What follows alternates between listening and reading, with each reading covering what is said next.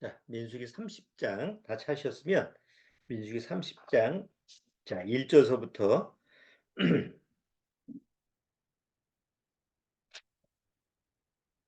8절까지 자, 민수기 30장 1절서부터 8절까지 그 내용을 한번 잘 살펴보시면서 같이 한번 읽어보도록 하죠.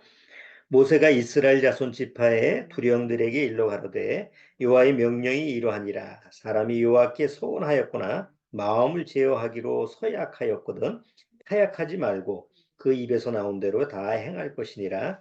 또 여자가 만일 어려서 그 아비 집에 있을 때에 여호와께 소원한 일이나 스스로 제어하려 한 일이 있다 하자 그 아비가 그의 소원이나 그 마음을 제어하려는 서약을 듣고도 그에게 아무 말이 없으면 그 모든 소원을 행할 것이요 그 마음을 제어하려는 서약을 지킬 것이니라. 그러나 그 아비가 그것을 듣는 날에 허락지 아니하면 그 소원과 그 마음을 제어하려던 서약이 이루지 못할 것이니 그 아비가 허락지 아니하였은즉 여호와께서 사하시리라.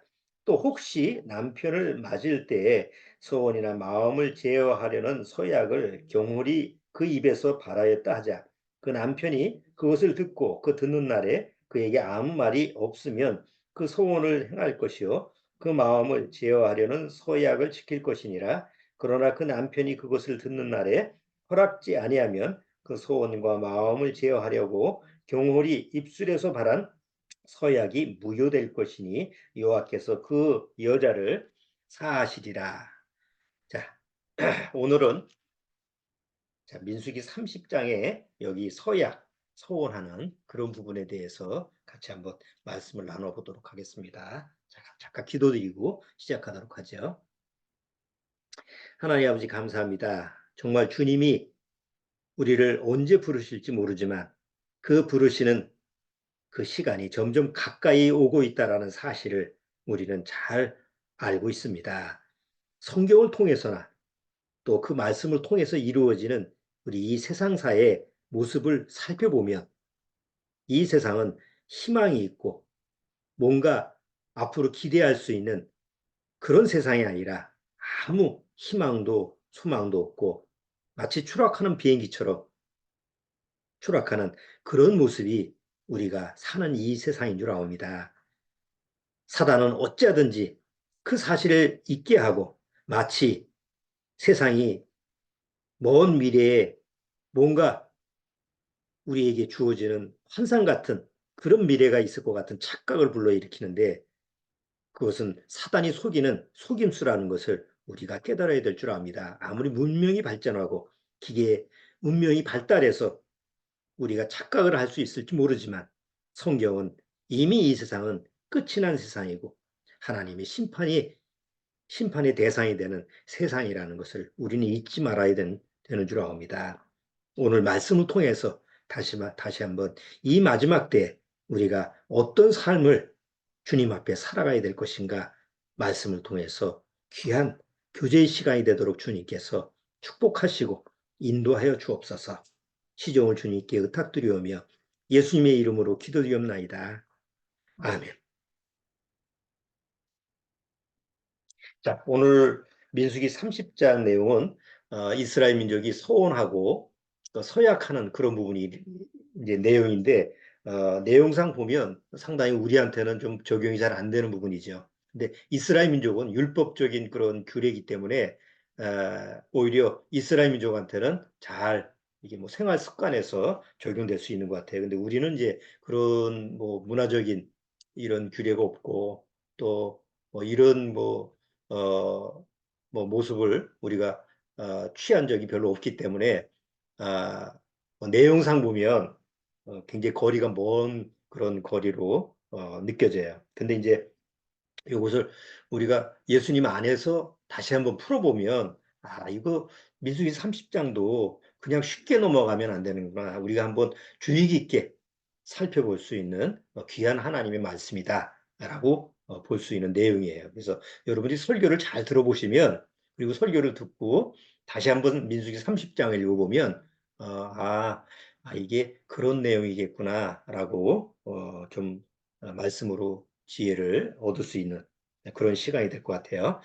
자, 우리도 뭐 우리가 세상 살아가면서 사람과의 관계라든가 아니면 또 뭐 세상 일을 하는 게 무슨 이런 약속의 관계가 많잖아요. 뭐 은행 거래를 한다든가 아니면 뭐 사람과 사람끼리 뭐 돈을 주고받고 한다든가 또 아니면 또 기본적으로 우리가 친구들한테나 뭐 이렇게 약속을 한다든가 이런 부분이잖아요. 근데 아, 이제 주로 약속을 하거나 뭐 우리가 서원을 하거나 뭐 예를 들어서 뭐 맹세를 한다. 결혼식 뭐 서원을 한다.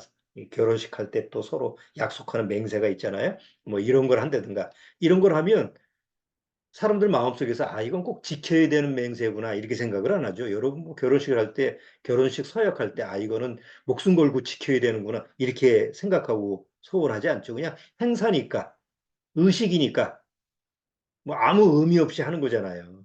근데 이스라엘 민족한테는 그럴 수가 없어요. 만약에 하나님 앞에서 소원을 한다, 약속을 한다, 뭐 서약을 한다 그러면 반드시 지켜야 되는 이런 율법적인 규례가 주어지게 돼 있어요. 그래서 이스라엘 민족한테는 함부로 이렇게 맹세하고 함부로 소원하면 안 되죠. 그런데 이제 여기 오늘 민수기 30장을 보니까 만약에 소원을 했는데 서약을 했는데 자기도 모르게 여기 보면 경홀이 했다는 말이 나오죠. 경홀이 서원을 해도 반드시 그것은 지켜야 된다. 이런 부분이 이 성경을 통해서 우리한테 지금 말씀을 제시하고 있어요.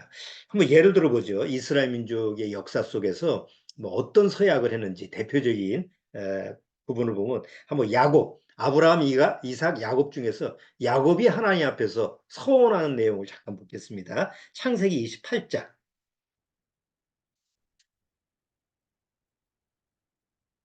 사람들이 하나님 앞에 서원하는 것을 어떤 식으로 이렇게 착각을 하고 잘못 오용을 하고 있는가 한번 예를 들어서 한번 볼게요. 창세기 28장.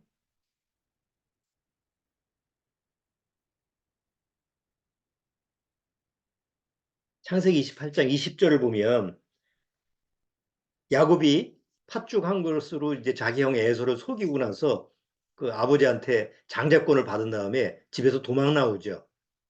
그 이제 외삼촌한테 가는데 그 가는 길에 에, 20절 보세요. 창세기 28장 20절에 야곱이 소원하여 가로되 하나님이 나와 함께 계시사 내가 가는 이 길에서 나를 지키시고 먹을 양식과 입을 옷을 주사 나로 평안히 아비 집으로 돌아가게 하시오면 여호와께서 나의 하나님이 되실 것이요 라는 말을 소원을 하죠.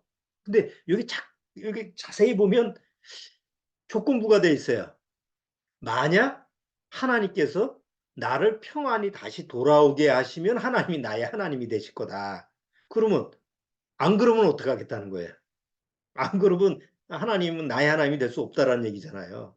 자, 이렇게 사람들은 하나님 앞에서 무슨 서원을 할 때 무슨 계약 조건처럼 하는 거예요. 보통 기독교인들, 우리나라의 그 기독교인들 대다수가 다 하나님 앞에서 기도할 때, 뭐, 서원할 때 어떤 기도를 해요? 아, 우리 자식이 요번에 대학 가야 되는데, 대학만 가면 내가 뭐, 뭘 어떻게 하겠습니다. 뭐, 예를 들어서 뭐 11조를 뭐, 몇 배 하겠습니다. 이렇게 소원을 하거나, 교회를 몇 개 짓게 해준다든가, 뭐, 요번 일만 잘해주면, 사업을 뭐, 번성하게 해주면, 이렇게 마치 자기한테 하나님이 뭘 해주시면, 난 하나님 앞에서 뭘 드리겠습니다. 사실 하나님 앞에서 보면 굉장히 유치한 거 아니에요? 근데 인간 대표에서 보면, 마치 하나님 앞에 서원하는 것을 그렇게 뭐 계약을 하나님과 계약 맺는 것으로 착각을 하고 잘못 오용하고 있는 거예요. 대다수 종교인들이 그런 모습을 취해. 또 하나 예를 한번 들어볼까요? 저기 사사기를 보면 사사기에 입다라는 사람이 나오는데 사사기 보세요. 사사기 11장을 보면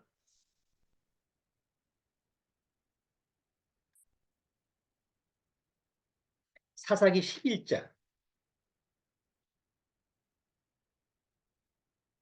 사사기 11장 30절에 보면 그 당시에 이제 암몬 조선이 이방 족속인 주변의 암몬 족속이 이스라엘 민족을 괴롭게 해요. 그래서 어쨌든 그 암몬 족속하고 전쟁을 치러서 이제 이겨야 되는데 이게 절대절명의 순간이죠. 굉장히 뭐 정말 안타까운 아주 그냥 그 절박한 그런 처지에서 하나님 앞에 소원을 해요. 대개 그렇게 소원을 하죠. 그럴 때 29절에 이에 여호와의 신이 입다에게 임하시니 입다가 길리앗과 므낫세를 지나서 길리앗 미스바에 이르고 길리앗 미스바에서부터 암몬 자손에게로 나아갈 때 그가 여호와께 소원하여가로되 주께서 과연 암몬 자손을 내 손에 붙이시면 내가 암몬 자손에게서 평안히 돌아올 때 누구든지 내 집 문화에서 나와서 나를 영접하는 그는 여호와께 돌릴 것이니 내가 그를 번제로 드리겠나이다 하니라. 암몬 편에서 저기 암몬 족속을 대하는 이 입다 편에서 보면 절박한 거죠. 야, 이거 전쟁에 나가서 이거 이겨야 되는데 꼭 이기고 싶다 이런 마음일 거예요. 자, 그러면 그냥 나가면 되지. 그렇잖아요? 하나님을 전적으로 믿는다고 그러면 그냥 나가면 될 거 아니에요. 근데 여전히 불안한 거예요. 가서 이거 이길 수 있을까? 그래서 하나님 앞에 조건을 거는 거예요. 그러니까 하나님 앞에 이렇게 계약적인 조건을 건다라는 거는 하나님에 대한 신뢰가 그만큼 없다는 얘기죠. 그렇죠? 아니, 하나님 앞에 100% 신뢰하면 무슨 조건을 걸 게 뭐 있어요. 야곱이 하나님을 전적으로 믿었다고 한다면, 아, 하나님 감사합니다. 비록 내가 이런 환경에서 형한테 쫓겨서 멀리 어, 도망을 가지만 하나님이 날 책임지실 거나 믿습니다. 그럼 그걸로 끝나면 되는 거 아니에요. 이거 사사 입다도 암몬 저사한테 가서 내가 하나님을 전적으로 믿으면 암몬 저사는 이기게 할 거다. 아, 하나님, 이거는 이기는 전쟁이니까 내가 가겠습니다. 그러면 하나님 앞에서 이렇게 조건을 걸 필요가 없잖아요. 근데 입다는 불안하니까 하나님 앞에서 제일 암몬 자손을 이기고 돌아올 때 나를 첫 번째 영접하는 맞이하는 그 사람을 하나님께 번제로 드리. 번제는 뭐예요? 제물로 드리겠다는 거예요. 인신제사죠. 하나님은 사람을 제물로 드리라는 말을 한 적이 없잖아요. 그러니까 이렇게 전혀 엉뚱하지 않는 그런 조건을 하나님께 제시해요. 근데 암문제선을 하나님이 이기시게 해요. 그리고 집에 돌아올 때 누가 첫 번째로 나오죠? 자기 하나밖에 없는 딸이 자기 아버지를 입다를 영접하러 나오는 거예요. 얼마나 그게 일단 하나님 앞에 소원했으니까 그 딸을 드려야 되잖아요. 그래서 하나님 앞에 번제를 드리는 그런 모습을 우리가 또 사사기에서 보게 됩니다. 자, 사무엘 보면은 유명한 선지자가 있죠. 사무엘 선지자가 있죠.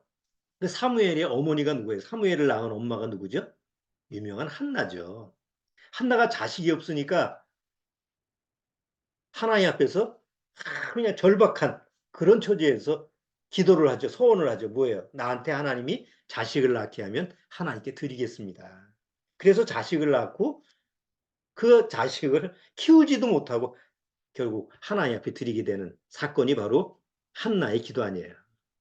그러니까 성경에 보면 이렇게 뭔가 하나님 앞에서 하나님 앞에 소원을 했는데 그 소원이 그 하나님이 원하시는 그런 모습이 아니라 자기의 어떤 이익, 자기의 유익을 위해서 하나님 앞에 이렇게 조건을 거는 이런 잘못된 모습, 이런 모습들의 어떤 간구가 소원이 주로 많아요.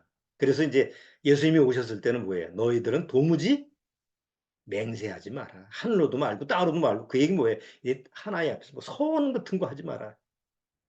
근데 우리는 많이 하죠. 여전히 하나님, 내가 하나님 앞에서 우리가 여러분 구원받고 나서 구원받은 간증 다 쓰셨잖아요. 옛날에 구원받은 간증문 이렇게 써보시면 아시겠죠. 그러면 거기에 다 뭐라고 그래요? 내가 앞으로 이렇게 저렇게 살겠습니다. 그게 일종의 소원이잖아요. 뭐 내가 간증을 어떻게 썼는지 기억도 안 나시겠지만, 그 간증문을 보면 내가 구원받고 나서 나 하나님 앞에서 구원받고 이렇게 하나님 앞에서 감사함으로 하나님 앞에 이렇게 살겠습니다. 다 나름대로 하나님 앞에 소원한 모습이 있었잖아요. 그 과연 지키나요? 여전히 못 지키잖아요. 그래서 예수님이 오셔서 너희는 도무지 맹세하지 마라. 너희는 맹세할 수 있는 하나님 앞에 소원을 해도 지킬 수가 없는 존재다라고 하는 것을 이제 신약에 와서 예수님이 오셨을 때 말씀을 하신 거예요. 마태복음 한번 보시죠. 마태복음 5장.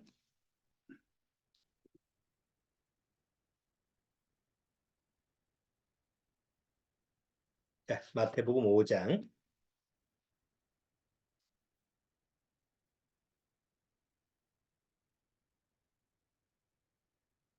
마태복음 5장 33절에 한번 보시죠.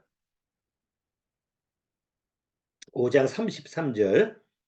또 옛사람에게 말한 바 헛맹세를 하지 말고 내 맹세한 것을 주께 지키려 하였다는 것을 너희가 들었으나 나는 너에게 이르노니 도무지 맹세하지 말지. 하늘로도 말라 이는 하나님의 보좌이며 땅으로도 말라 이는 하나님의 발등상이며 예루살렘으로도 말라 이는 큰 임금의 성이며 내 머리로도 말라 이는 내가 한 터럭도 희고 검게 할 수 없음이라. 여기서 하나님은, 여기 예수님은 뭐라고 그래요? 너희는 도무지 맹세하지 마라. 하나님 앞에 서원하지 마라. 왜? 지키지도 못하는 존재인데, 지킬 능력도 없는데 뭘 하냐. 자,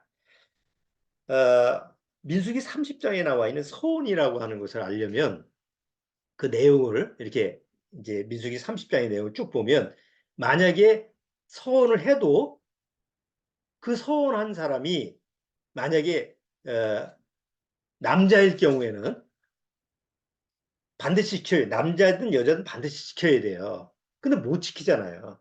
못 지켰을 때는 율법의 규례를 보면 하나님 앞에서 그 서원을 못 지켰을 때 규례를, 거기에 대한 어떤 예문을 드리는 그런 규례법이 있어요. 자, 근데 여자인 경우에는, 남자와 여자의 좀 차이점이 있는데, 여자인 경우에는 반드시 딸은 아버지한테 허락을 받아야 되고, 그러니까 자기 마음대로 하나님 앞에 서원을 하는 게 아니에요. 여자는 결혼을 했으면 남편한테 허락을 받아야 되고. 그러니까 그런 이스라엘 민족의 그 율법적인 규례를 보면, 아, 이거 너무 남존여비 사상 아니야? 어? 왜 남자는 마음대로 해도 되고 여자는 하나님 앞에서 소원도 못하고 뭐 아버지한테 허락을 받아야 되고 남편한테 허락을 받아야 되고 왜 그래야 되지? 자, 이거는 이스라엘 민족과 하나님과의 관계를 먼저 우리가 잘 이해를 해야 돼요. 성경에서 하나님과 택한 이스라엘 민족의 관계는 하나님이 아버지와 자녀의 관계이기도 하지만 또 하나 부부 관계로 묘사를 해요. 하나님은 남편이시고 너희들은 내 아내다. 이게 부부관계 속에서 하나님과의 관계라고 하는 것을 우리가 잘 이해를 해야만이 이 소원이라고 하는, 이 소원하는데 맹세를 하는데 왜 여자들은 그 아버지나 그 남편의 허락을 받아야 되느냐, 이런 부분을 우리가 소화할 수가 있어요. 자, 한번 보시죠. 어, 어,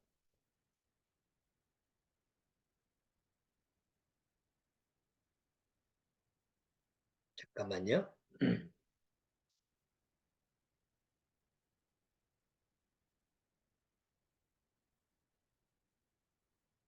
제가 한번 먼저 찾아볼게요. 이사에서 54장. 이사에서 54장.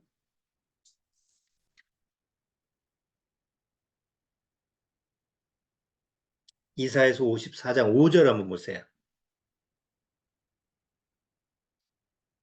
자, 이사에서 54장 5절. 이는 너를 지으신 자는 뭐라 그러죠? 이는 너를 지으신 자는 내 남편이시라. 그 이름은 만군의 여호와시며 내 구속자는 이스라엘 거룩한 자시라. 온 세상의 하나님이라 칭함을 받으실 것이며, 여기 하나님은 이스라엘 민족 보고 뭐예요? 너의 남편이다. 너는 내 아내다. 그래서 하나님이 너를 택해서 자기 아내로 삼으신 것처럼 하나님의 사랑하는 자를 이렇게 삼으셨다. 이게 이제 이스라엘 민족과 하나님과의 관계를 설명한 거예요. 또 한 군데 더 볼까요? 예레미야서 3장. 이사야 다음에 예레미야가 있어요. 예레미야서, 예레미야 선자도 똑같이 하나님 말씀을 받아서 예레미야 3장.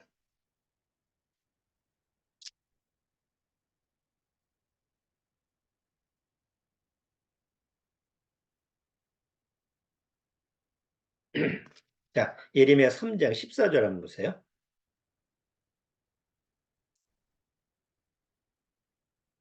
14절 같이 한번 읽어볼까요? 나 여호와가 말하노라. 배역한 자식들아 돌아오라. 나는 너의 남편임이니라. 그러니까 이스라엘 민족과 하나님과의 그 구약에서 율법적인 그 구약에서 하나님과 이스라엘 민족의 관계는 바로 남편과 아내의 관계다. 뭐 호세아서 그 부분 호세아 선자가 창녀하고 결혼하게 해서 이런 장면이 이스라엘 민족과 하나님과의 관계를 잘 묘사하는 그런 모습들이에요. 자, 그렇다고 한다면 민수기 30장에 서원, 맹세하는 거를 어떻게 소화해야 되느냐면 하나님과 이스라엘 민족의 관계가 남편과 아내의 관계다라고 하는 걸 이해해야만이 그게 이제 민수기 30장이 아, 그랬겠구나. 그래서 그 서원하고 맹세를 하더라도 여자는 딸인 경우에 시집가지 않은 딸인 경우에는 아버지한테 허락을 받아야 되는 거고 아버지가 너 그거 맹세하면 안 돼. 그러면 무효예요. 내가 아무리 하고 싶어도 그게 안 돼. 근데 허락을 하면 아 그래 내가 맹세했는데 아버지가 들어보니까 그거 괜찮은 거네. 그러면 너 하나님 앞에 소원한 대로 지켜. 그러면 그게 진행이 되는 거예요. 결혼하고 나서는 남편이 하나님 앞에 나 맹세하고 싶은데 허락을 안 해. 그러면 안 되는 거예요. 자, 이거는 다시 말해서 이스라엘 민족은 하나님의 허락 없이는 맹세를 할 수 있다 없다. 없다는 얘기예요. 소원을 할 수 없는 거예요. 자, 그러면 이제 이스라엘 민족과 하나님과의 관계 속에서 소원하고 맹세라고 하는 게 왜 이스라엘 민족한테 여자한테는 남자한테는 이렇게 구분을 했냐라는 게 이해가 되시죠? 자, 이제 이거를 이제 일단은 이해를 하셨으니까 오늘 소원하고 맹세하는 부분이 우리한테 어떻게 교훈을 주느냐라는 거를 한번 같이 한번 살펴보시죠. 성경에서는 어, 두 주인을 우리 사람이 두 주인을 섬기게 돼 있어요. 뭐 주인이 셋, 넷 아니에요. 딱 두 주인이에요. 성경에서는. 그래서 성경에서는 어떤 사람은 이쪽 주인을 섬기고 어떤 사람은 이쪽 반대쪽 주인을 섬긴다. 둘 중에 하나에 속해 있다고 그래요. 로마서에 로마서를 보시면 정확히 기록되어 있죠. 로마서 6장.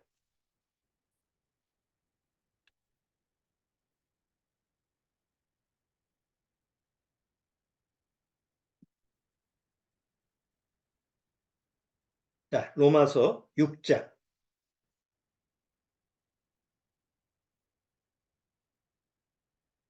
로마서 6장 15절 보세요. 로마서 6장 15절입니다. 그런즉 어찌하리요 우리가 법 아래 있지 아니하고 은혜 아래 있으니 죄를 지으려 그럴 수 없느니라. 너희 자신을 종으로 들여 누구에게 순종하든지 그 순종함을 받는 자의 종이 되는 줄을 너희가 알지 못하느냐? 혹은 죄의 종으로 사망에 이르고 혹은 순종의 종으로 의에 이르느니라. 이게 두 종류가 있죠. 하나는 죄의 종이 되는 거고 하나는 의의 종이 되는 거예요. 그러니까 한쪽은 죄라고 하는 것이 주인이고 한쪽은 의라고 하는 것이 주인이에요. 둘 중에 우리 인간들은 주인이 될 수가 없어요. 스스로 자기가 주인이 될 수가 없어요. 내가 태어나서 죽을 때까지 어떤 사람은 죄의 종으로 평생 살다가 죽고 어떤 사람은 의의 종으로 살다가 죽을 수 있어요. 둘 중에 하나지. 아, 내 인생은 내 거니까 내가 나의 주인이요. 보통 사람들은 그렇게 생각을 하잖아요. 근데 성경에서는 엄연히 둘 중에 하나에 속해 있다는 거예요. 그러면 죄의 종이라는 건 죄를 주관하고 있는 게 뭐예요? 사단이죠. 사단 마귀는 죄를 딱 쥐어짓고 나로 하여금 죄의 종로로 타게 하는 게 사단 마귀예요. 자, 의의 종이라는 게 뭐예요? 의. 하나님이 주인이 되셔서 하나님의 의로 말미암아 살게 하는 게 의의 종이에요. 성경에서는 그 둘밖에 없어요. 그래서 죄의 종로로 타는 사람한테 예수님은 오셔서 뭐라고 그랬어요? 예수님은 요한복음 8장 34절 보세요.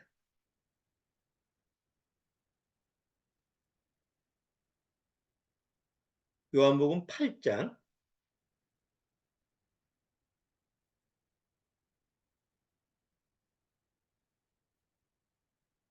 요한복음 8장 34절.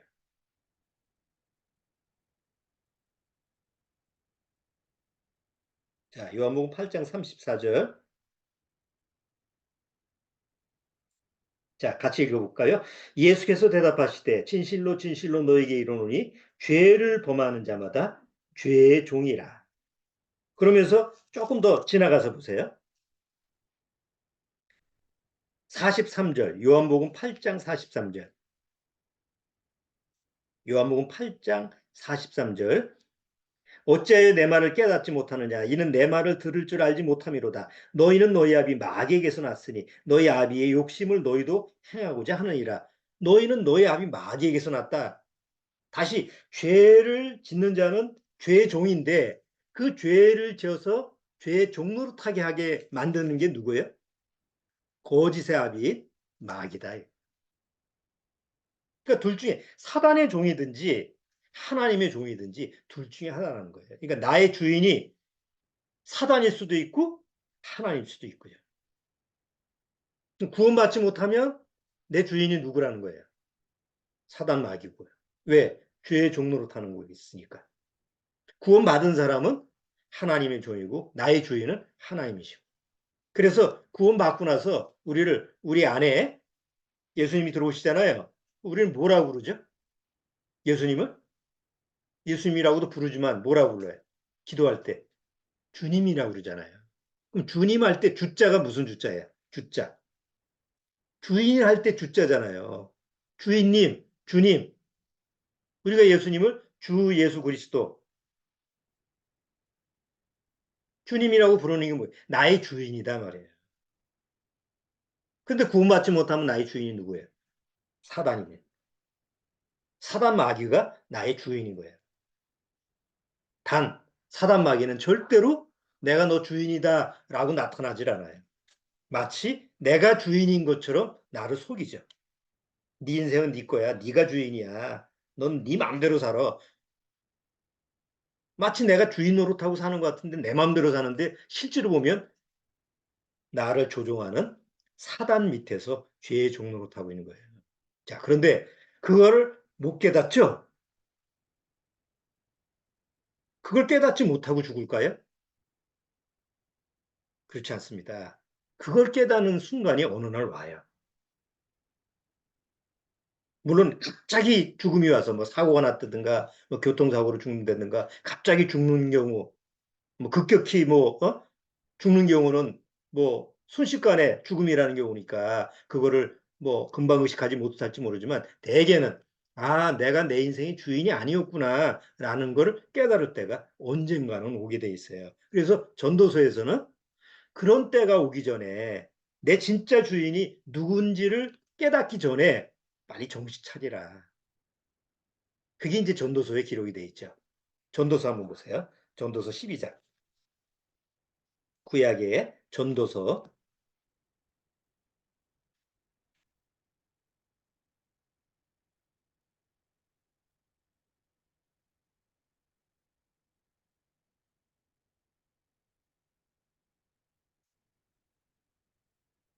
자, 전도서 12장.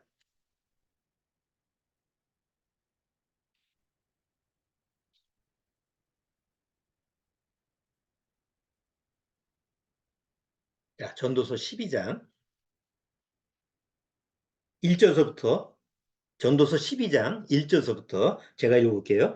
너는 청년의 때 곧 곤고한 날이 이르기 전 나는 아무 낙이 없다고 할 해가 가깝기 전에 너희 창조주를 기억하라. 여기 보면 너는 청년의 때라고 하는 게 지금 청년들 20대 30대 청년을 얘기하는 게 아니에요. 나이가 60, 70, 80이 돼도 항상 자기 마음은 뭐예요? 청춘이고 청년이에요. 그리고 생각은 늙지 않잖아요. 신기하게도 나이가 먹어도 생각은 늙지 않아요. 그렇죠? 육체가 아무리 망가졌어도 마음은 뭐든지 할 것 같은 마음이 바로 우리가 가지고 있는 마음이에요.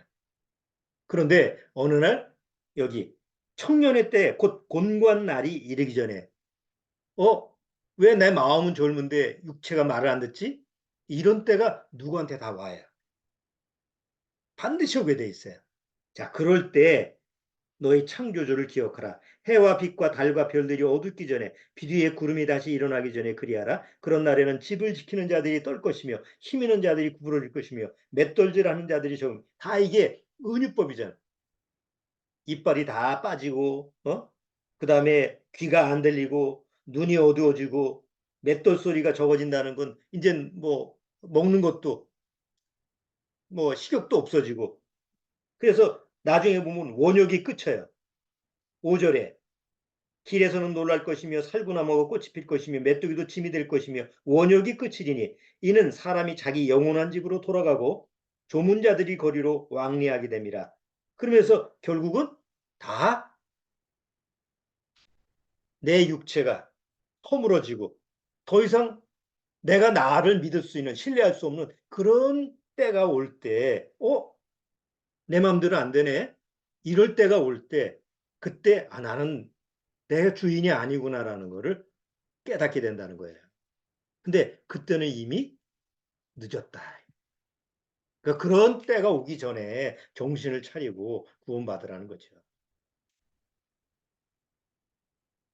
사람이 병이 들었을 때도요, 육체가 이제 질병이 오잖아요. 질병이 와서 특히 이제 연세 드신 분들이 이렇게 좀 뭐 우리 임자매님처럼 몸이 이제 파킨슨이시니까 이제 걸음걸이가 잘 원활하지 못해요. 근데 마음은 항상 옛날처럼 젊었을 때처럼 잘 걸었고 워낙 우리 임자매님이 그냥 뭐 부지런하게 그냥 왔다 갔다 하시던 양반이거든요.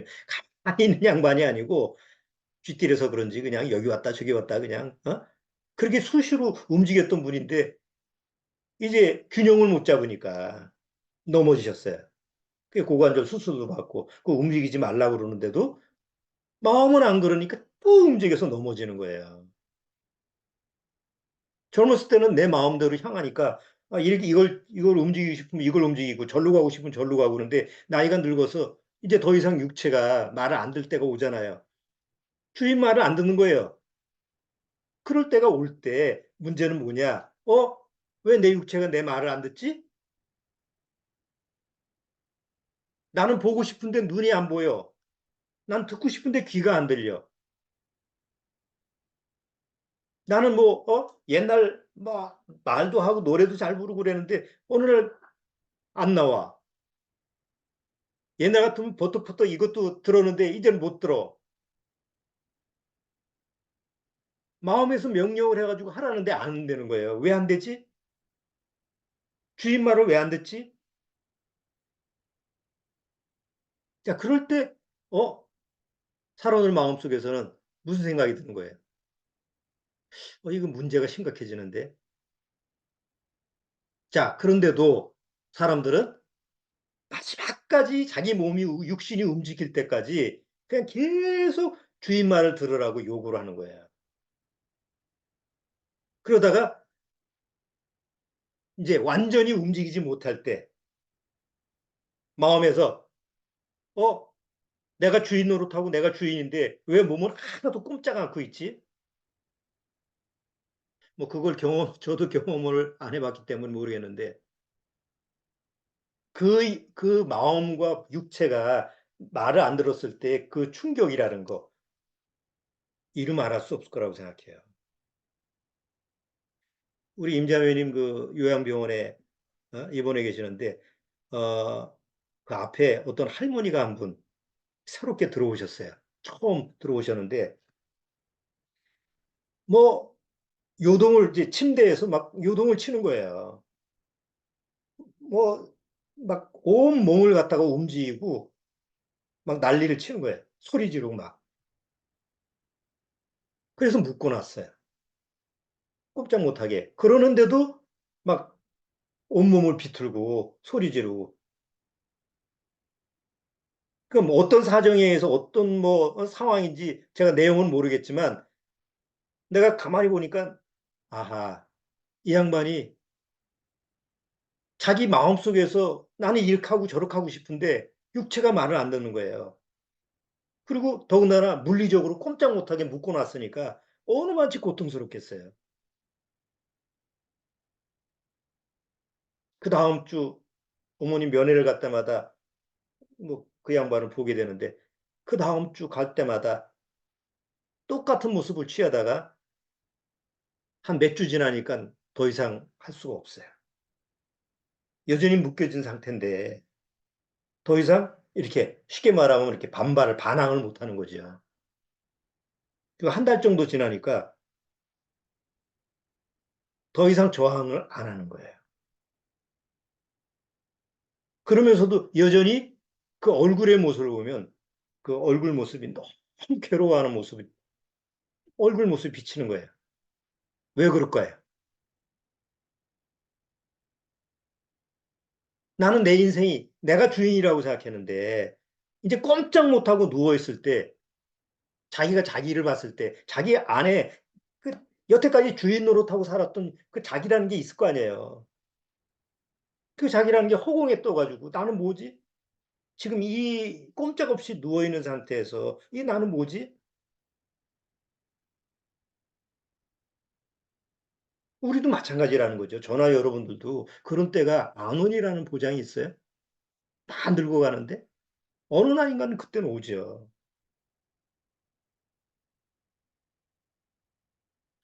이제 중요한 얘기를 제가 말씀을 드릴게요.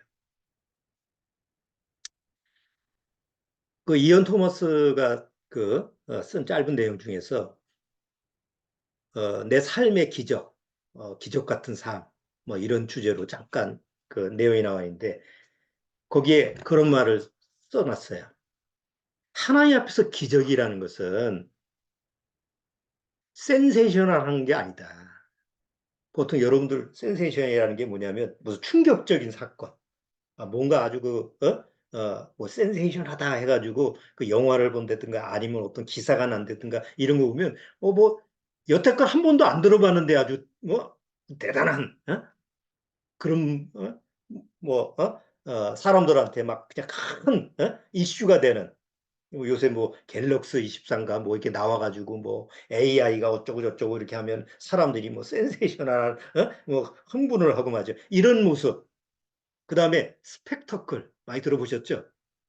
야, 뭐 저기 영화 같은 거 보면 그 특히 그 공상 과학 영화에 보면 뭐 약간 우주선이 떠와서 전쟁하고 보면 스펙타클한 뭐 그런 모습을 보면 그런 단어를 쓰잖아요.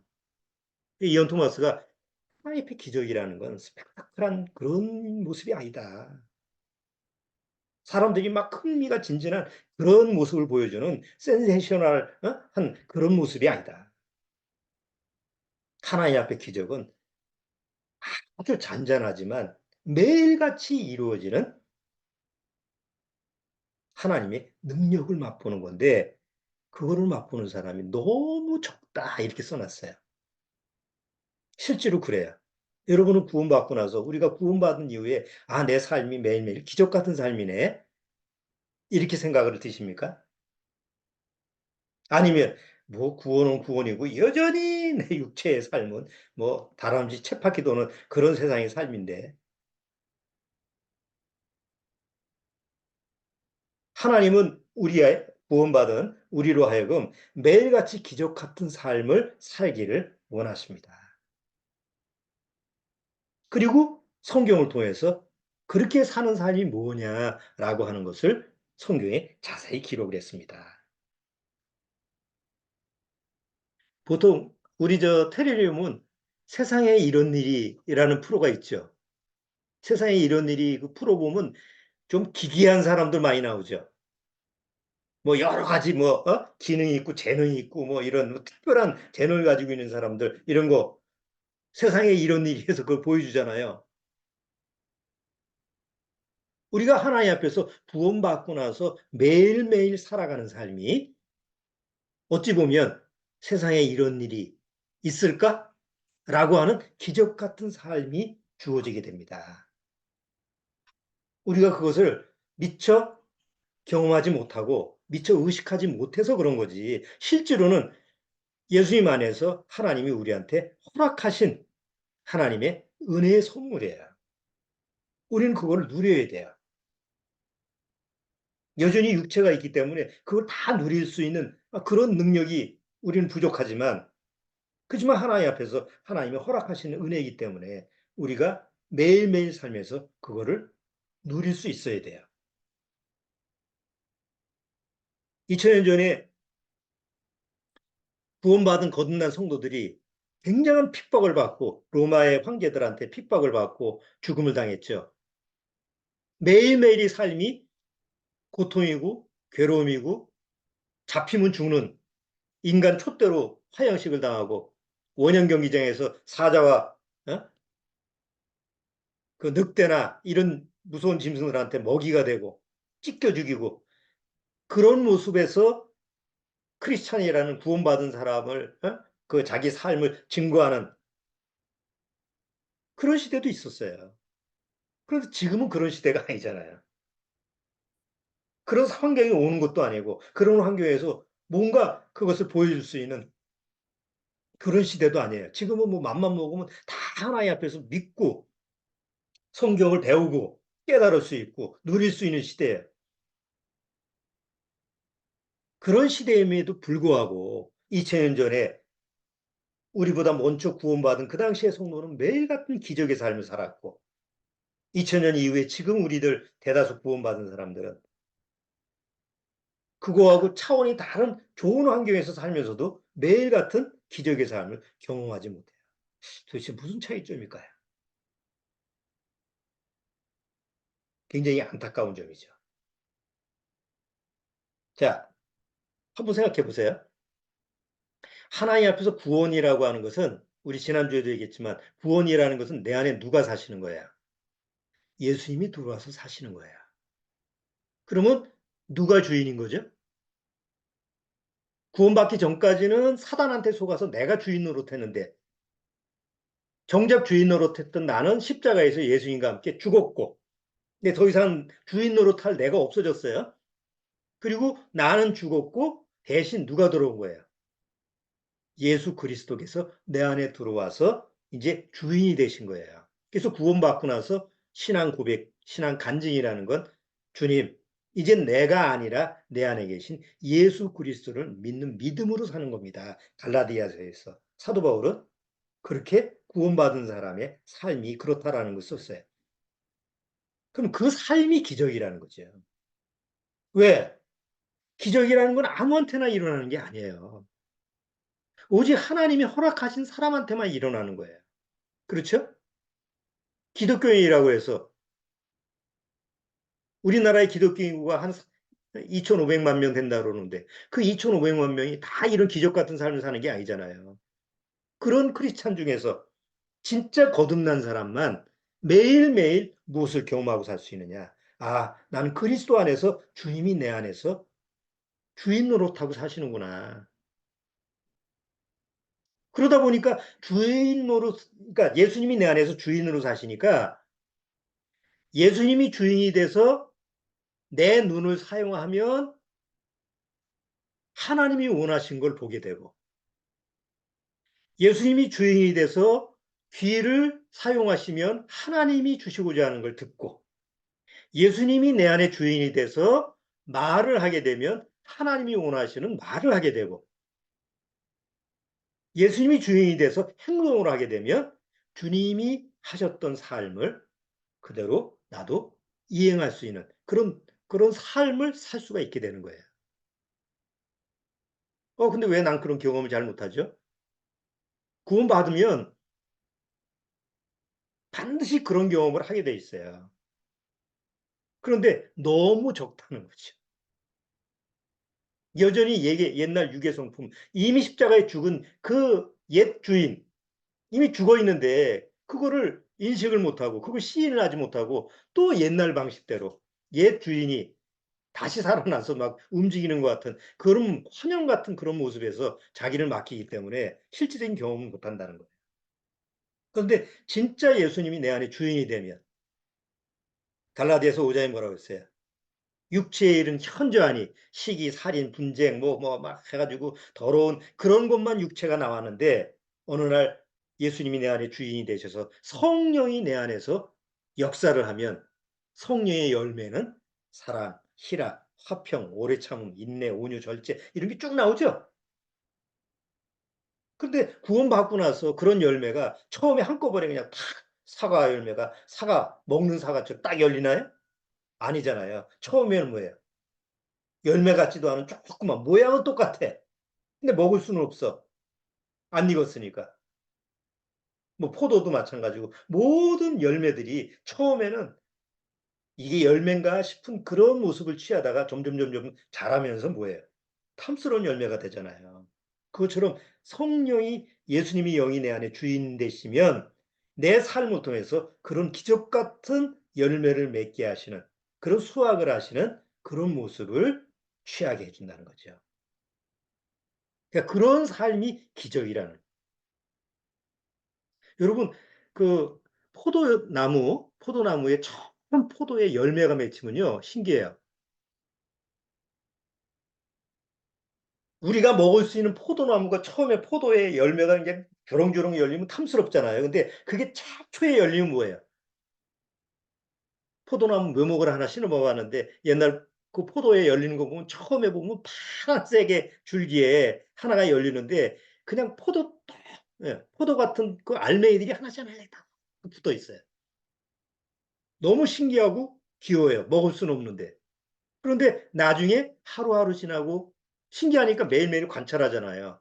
그럼 조금 지나면 커 있어. 나중에는 점점 처음 파란색이다가 나중에는 이제 보라색으로 이제 색깔이 하면서 탐스럽게 하는 과정을 보게 되는 거예요. 마치 하나님 앞에서 구원받은 사람의 우리 삶이 예수님이 내 안에 주인이 되시면 그렇게 된다는 거죠.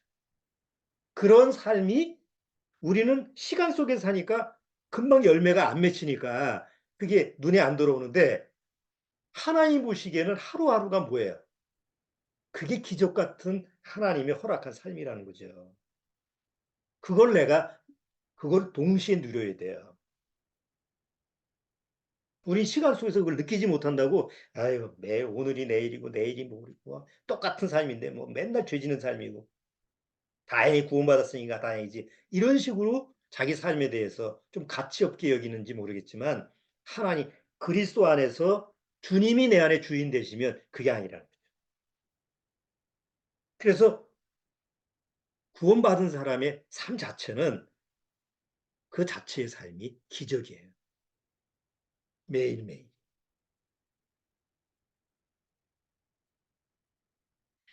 어, 제가 이제 목사다 보니까 기도를 아무래도 이제 기도를 많이 다른 사람에 대해서 기도를 많이 해주게 되잖아요. 특히 육체의 질병이나 아니면 죽음이라는 게 갖고 왔을 때 더 많이 기도를 해주게 돼요.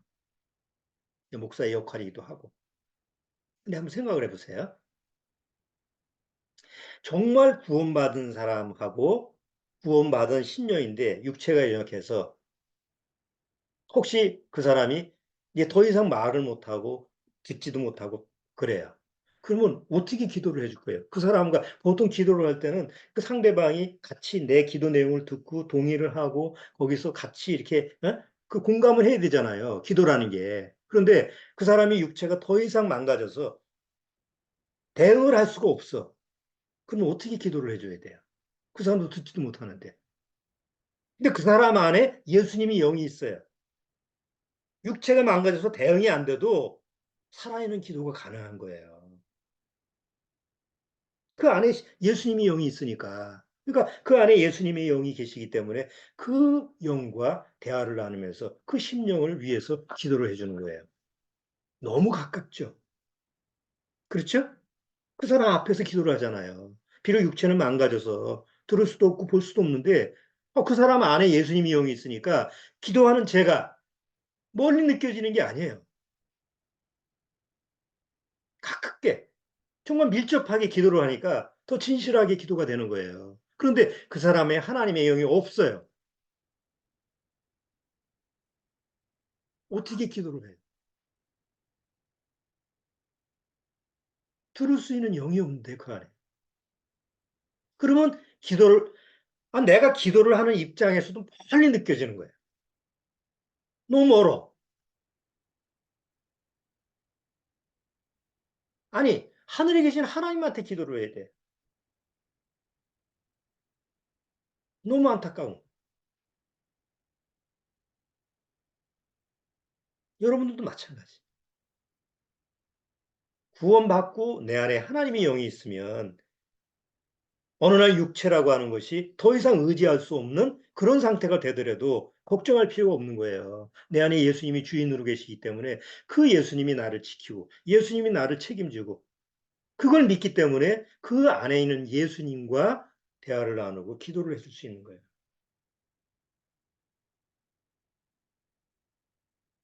만약에 예수님이 영이 안 계시다고 한다면 그를 위해서 기도를 해줄 수 있지만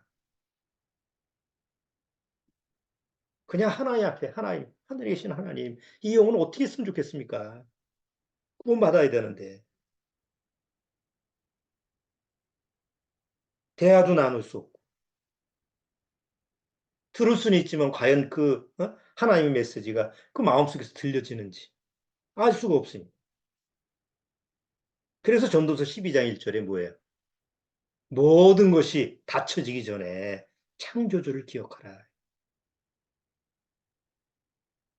여호와를 경외하는 것이 지식의 근본이다. 전도서 12장 끝이 그거 아니에요. 그래서 구원받으라는 얘기를 그렇게 강조하는 거예요. 착하게 살라는 것도 아니고, 뭐 세상에 정직하게 살라는 것도 아니고, 뭐 윤리 도덕적으로 이렇게 살 저렇게 살 아무 의미가 없어. 내 안에 그리스도의 영이 없으면 거듭나고 그리스도가 내 안에 주인으로 오셔야만이 그게 하나님이 원하시는 뜻이고 구원이고 그게 기적이라는 거. 여러분 꼭 기억하시기 바라요. 그러면 내가 소원을 할 필요가 없어. 내가 맹세할 필요가 없잖아요. 내 안에 예수님이 계시니까. 항상 내 안에서 예수님이 하시는 것이 내 안에 이제 기록이 돼 있는 거예요. 어느 날 천국 가서 구원받고 나서 천국 가서 회개를 한다고 그러잖아요. 거듭난 사람도. 뭘 회개를 할까요? 내가 지상에서 교회를 뭐 하고 목사를 했고 이런 거 아니에요. 간단해요. 주님이 하신 일, 내가 한 일. 구원받아도. 구원을 받아도 내가 한 일은 다 무효야. 기록이 안 돼 있어. 근데 내 안에 주님이 하신 일은 다 기록이 돼 있어. 어디 쪽이 기록이 많이 돼 있느냐, 어떤 것이 기억이 돼 있느냐에 따라서 하나님께 상급이 주어지는 거예요. 그게 하나님 앞에서의 진정한 회개예요. 자, 그렇기 때문에 오늘 민수기 30장 이스라엘 민족과 하나님과의 관계 속에서 소원, 맹세하는 그런 부분이 돼 있는데 이제 우리가 신약 시대잖아요. 예수 그리스도 안에서 내 안에 예수님이 주인이시니까 혹 하나님 앞에서 주님 앞에 나 이거 하겠습니다. 저거 하겠습니다. 라고 한다고 해도 항상 예수님의 허락을 받는 예수님이 주인이 되셔서 예수님이 명령하여서 나는 그냥 도구로 쓰임 받는 것이 가장 하나님 앞에 지혜로운 것이라는 것을 꼭 여러분들이 기억하시기 바래요. 자, 오늘은 민수기 30장 내용 소원, 맹세라는 부분을 통해서 한번 우리의 신앙적인 면을 다루었습니다. 오늘 말씀 내용을 잘 한번 기억하셔서 꼭 30장을 다시 한번 읽어보시면 뭐 내용은 좀 잘 안 와도 이게 이런 의미겠구나라고 소화하실 수 있을 것 같아요. 자, 오늘은 여기까지 하도록 하겠습니다. 기도하고 마치죠. 하나님 아버지 감사합니다. 아무쪼록 우리 믿음의 가족들 안에서 정말 모두 구원받고 나서 예수 그리스도께서 주인이 되셔서 내가 주인 노릇하고 또 착각하고 사는 것이 아니라 오직 주님께서 내 안에 주인이 되셔서 주님이 원하시는 열매를 맺을 수 있는 그런 기적 같은 것이 아니라 기적의 삶이 매일 매 순간 주님 안에서 이루어질 수 있도록 주님께서 축복해 주옵소서. 구원받고 육체의 연약함으로 병상에 있는 우리 식구들에게도 믿음의 식구들에게도 주님께서 함께하사 비록 육체는 더 이상 말을 들을 수 없는 그런 처지에 있지만 그 안에 주인이신 예수님이 계시기 때문에 항상 그 예수님을 믿고 예수님을 의뢰할 수 있는 그런 믿음으로 견뎌나가도록 주님께서 인도하여 주옵소서. 예수님의 이름으로 축원합나이다. 아멘. 자, 오늘 마치도록 하겠습니다.